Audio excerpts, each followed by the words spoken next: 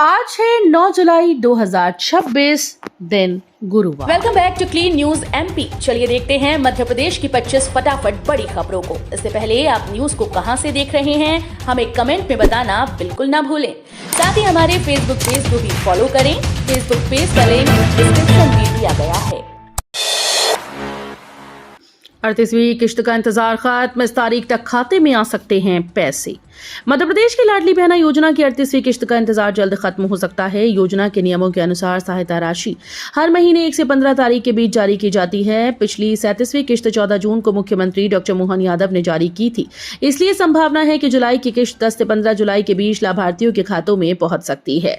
इस योजना के तहत पात्र महिलाओं को हर महीने 1500 रुपए डीबीटी के माध्यम से मिलते हैं। हालांकि अभी तक सरकार ने किश्त जारी करने की आधिकारिक तारीख की घोषणा नहीं की है। किश्त पाने के लिए आधार लिंक, डीबीटी और केवाईसी अपडेट होना जरूरी है। 14 जुलाई को निकलेगी कांग्रेस की जेनजी साइक्लोथॉन। इंदौर में एक साथ दौड़ेंगी 2000 साइकिल।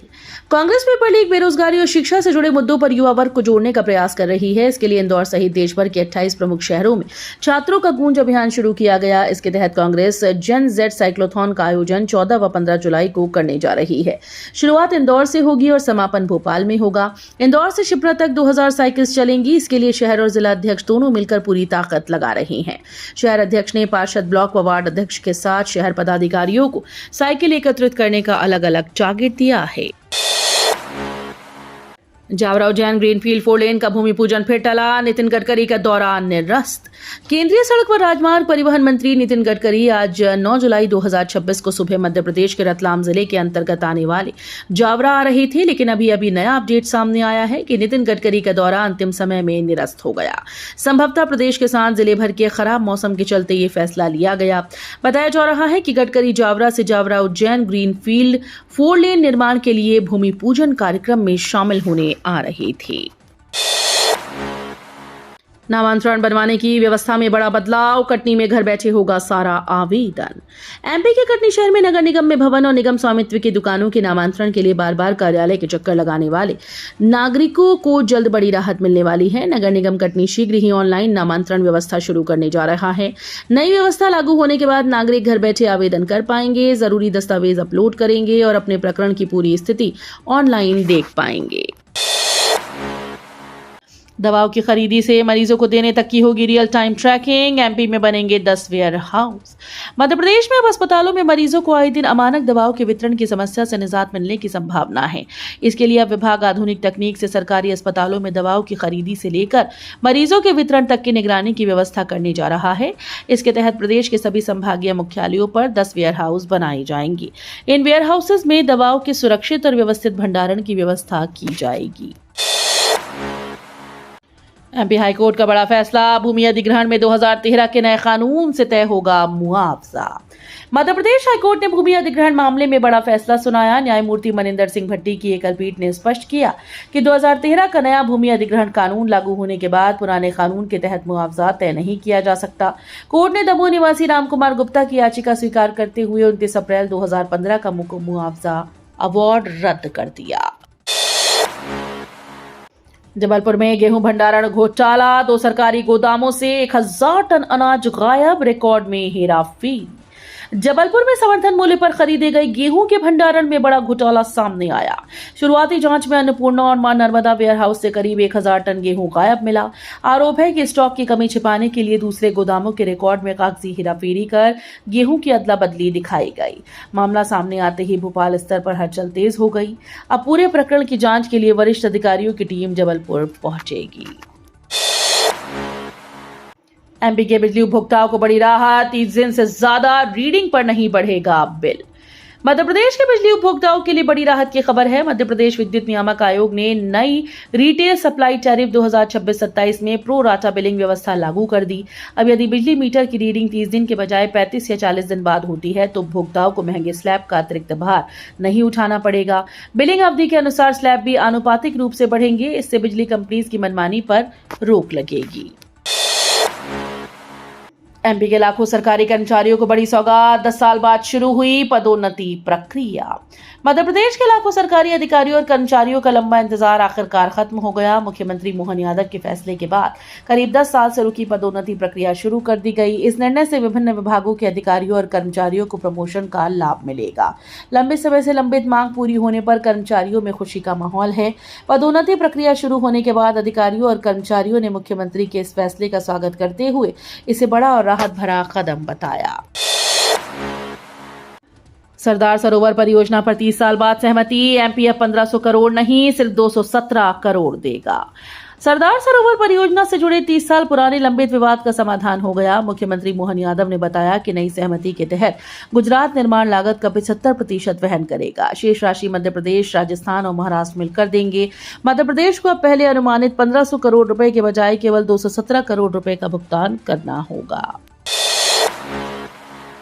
टाइगर स्टेट में हाई अलर्ट, बाघों को वायरस से बचाने 1400 से ज्यादा कुत्तों को लगी booster dose. Tiger state Madhya Pradesh में बाघों की सुरक्षा को लेकर वन विभाग पूरी तरह से अलर्ट है। कान्हा टाइगर रिजर्व में कैनाइन डिस्टेंपर वायरस से 6 बाघों की मौत के बाद संक्रमण रोकने के लिए व्यापक अभियान चलाया गया।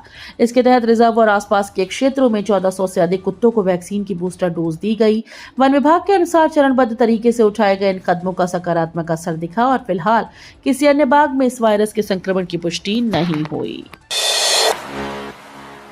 एमपी में डॉक्टर्स की भर्ती पर बड़ा फैसला, विशेषज्ञ चिकित्सकों की होगी सीधी नियुक्ति।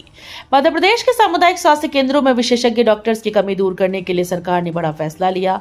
मुख्यमंत्री मोहन यादव की अध्यक्षता में हुई कैबिनेट बैठक में विशेषज्ञ चिकित्सकों के रिक्त पदों पर 1 वर्ष तक सीधे भर्ती की विशेष अनुमति दी गई। नई व्यवस्था के तहत चयनित डॉक्टर्स की नियुक्ति जिस सामुदायिक स्वास्थ्य केंद्र में होगी वहां उनका कम से कम 3 वर्ष तक तबादला नहीं किया जाएगा। छिंदवाड़ा में बच्चों की सुरक्षा से खिलवाड़, बिना फिटनेस परमिट दौड़ रही 6 स्कूल बसेस जब्त। मध्य प्रदेश के छिंदवाड़ा में स्कूली बच्चों की सुरक्षा से बड़ा खिलवाड़ सामने आया। परिवहन विभाग ने चौराई उमरेड रोड पर जांच अभियान चलाकर बिना परमिट और फिटनेस के चल रही 6 स्कूल बसेस को जब्त कर लिया। जांच के दौरान करीब 30 वाहनों की पड़ताल की गई, जिसमें कई बसेस के दस्तावेज अधूरे मिले। एक बस के पास तो कोई भी वैध दस्तावेज नहीं था। इसके अलावा 8 अन्य वाहन चालकों से 60,700 रुपए का जुर्माना वसूला गया। मोहन सरकार ने फिर लिया 3600 करोड़ का कर्ज, एमपी पर बढ़ा कर्ज का बोझ। मध्य प्रदेश सरकार ने वित्त वर्ष 2026-27 में बाजार से 3600 करोड़ रुपए का नया कर्ज लिया। इस नई उधारी के साथ राज्य पर कुल बकाया कर्ज का आंकड़ा 5 लाख करोड़ रुपए के ऐतिहासिक स्तर के करीब पहुंच गया। सरकार का कहना है कि विकास योजनाओं और वित्तीय जरूरतों को पूरा करने के लिए कर्ज लिया जा रहा है। वहीं विपक्ष लगातार बढ़ते कर्ज को लेकर सरकार पर सवाल उठा रहा है। हाईकोर्ट का बड़ा फैसला, बरी होने के बाद नहीं रोक सकते अनुकंपा नियुक्ति। मध्य प्रदेश हाईकोर्ट के ग्वालियर बेंच ने अनुकंपा नियुक्ति को लेकर अहम फैसला सुनाया। कोर्ट ने कहा कि यदि किसी व्यक्ति ने अपने पुराने आपराधिक मामले की जानकारी आवेदन में ईमानदारी से दी हो और वो उस मामले में बाइज्जत बरी हो चुका हो तो केवल उस आधार पर अनुकंपा नियुक्ति से इनकार नहीं किया जा सकता। ये फैसला राघवेंद्र तोमर की याचिका पर सुनाया गया, जिन्होंने पिता की मृत्यु के बाद अनुकंपा नियुक्ति की मांग की थी।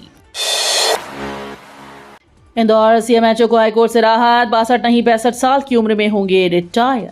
मध्य प्रदेश हाईकोर्ट की इंदौर खंडपीठ ने इंदौर के मुख्य चिकित्सा और स्वास्थ्य अधिकारी डॉक्टर माधव प्रसाद हसनी को बड़ी राहत दी। कोर्ट ने स्पष्ट किया कि डॉक्टर हसनी 62 नहीं बल्कि 65 वर्ष की आयु में सेवानिवृत्त होंगे। उनका रिटायरमेंट 31 जुलाई 2026 को प्रस्तावित था, जिसे उन्होंने हाईकोर्ट में चुनौती दी थी।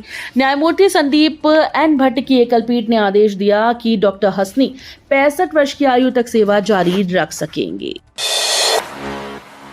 उमरिया में जोहिला बांध ओवरफ्लो, 2 गेट खुलते ही दिखा धुआंधार नजारा। मध्य प्रदेश के उमरिया जिले में लगातार हो रही बारिश के कारण जोहिला बांध ओवरफ्लो हो गया। बढ़ते जलस्तर को देखते हुए संजय गांधी ताप विद्युत केंद्र स्थित बांध के 2 गेट करीब 2-2 मीटर तक खोल दिए गए। गेट खुलते ही पानी का तेज बहाव और धुआंधार नजारा देखने के लिए बड़ी संख्या में लोग मौके पर मौजूद दिखे। प्रशासन ने लोगों से बांध और नदी के आसपास सावधानी बरतने की अपील की। लखपति दीदी योजना मिशन मोड में, ग्रामीण महिलाओं की सालाना आय होगी 1 लाख रुपए। मध्य प्रदेश में ग्रामीण महिलाओं को आर्थिक रूप से सशक्त बनाने के लिए लखपति दीदी योजना को अब मिशन मोड में लागू किया जा रहा है। योजना की धीमी प्रगति पर अतिरिक्त मुख्य सचिव दीपाली रस्तोगी ने अधिकारियों से नाराजगी जताते हुए काम में तेजी लाने के निर्देश दिए। सरकार ने नया एक्शन प्लान तैयार किया, जिसके तहत क्लस्टर स्तर पर विशेष प्रयास किए जाएंगे।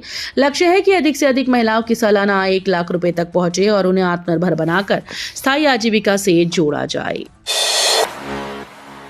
एमपी के हर शहर में बढ़ेगी हरियाली, नमो हरित योजना पर 5 साल में 100 करोड़ खर्च। मध्य प्रदेश सरकार ने शहरी क्षेत्रों में हरियाली बढ़ाने के लिए नमो हरित योजना शुरू करने का फैसला किया। मुख्यमंत्री डॉक्टर मोहन यादव की अध्यक्षता में हुई कैबिनेट बैठक में इस योजना के लिए अगले 5 वर्षों में 100 करोड़ रुपए के बजट को मंजूरी दी गई। नगरीय विकास विभाग के माध्यम से संचालित होने वाली इस योजना के तहत प्रदेश के सभी नगरों में वन क्षेत्र विकसित करने के लिए भूमि आरक्षित की जाएगी। दतिया उपचुनाव में बड़ी हलचल, नरोत्तम मिश्रा ने खरीदा नामांकन फॉर्म।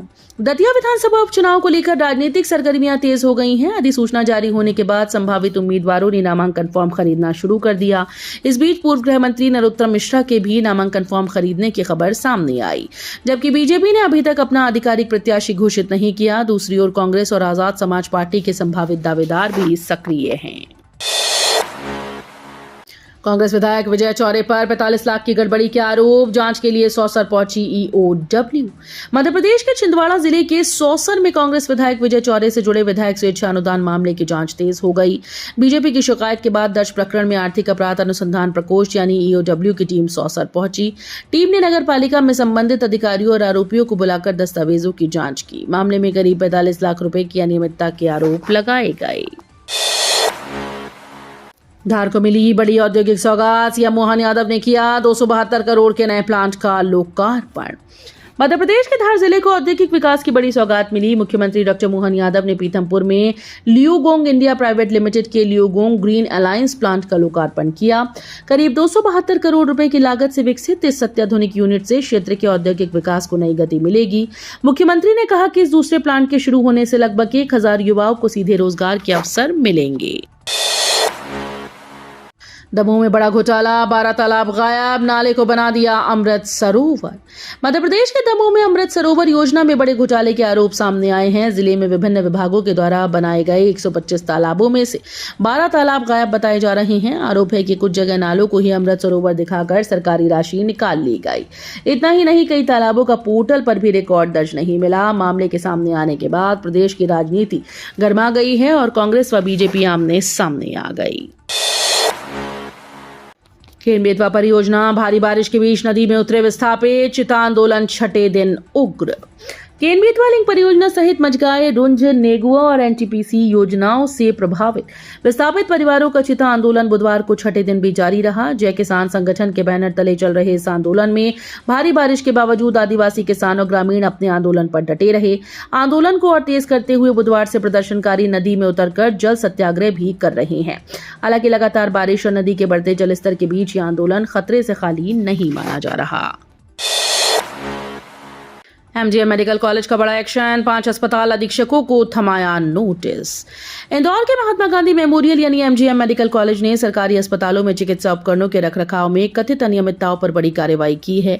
प्रारंभिक जांच के बाद कॉलेज प्रशासन ने 5 सरकारी अस्पतालों के अधीक्षकों को कारण बताओ नोटिस जारी कर 24 घंटे के भीतर जवाब मांगा। मामला एमआरआई समेत अन्य चिकित्सा उपकरणों के रखरखाव पर कथित अधिक भुगतान से जुड़ा है। जांच में प्रथम दृष्टया जिम्मेदार पाए गए 4 कर्मचारियों को तत्काल प्रभाव से उनके कार्यों से हटा दिया गया। वैज्ञानिकों ने बताया विकसित भारत 2047 का रोड मैप, एबीवीपी की वेबसाइट भी हुई लॉन्च। अखिल भारतीय विद्यार्थी परिषद इंदौर महानगर द्वारा संगठन के स्थापना दिवस और राष्ट्रीय विद्यार्थी दिवस के अवसर पर एक विशेष कार्यक्रम का आयोजन किया गया। देवी अहिल्या विश्वविद्यालय के सभागार में आयोजित इस ध्येय पत्र व्याख्यान में भारी संख्या में लोगों ने अपनी उपस्थिति दर्ज कराई। कार्यक्रम में करीब 1400 से अधिक छात्र छात्राएं, विभिन्न शिक्षण संस्थानों के प्राध्यापक और समाज के अनेक गणमान्य नागरिक बेहद उत्साह के साथ शामिल हुए। तो ये थी आज की 25 फटाफट बड़ी खबरें। अगर आपको न्यूज पसंद आई हो तो वीडियो को लाइक और शेयर जरूर करें। धन्यवाद।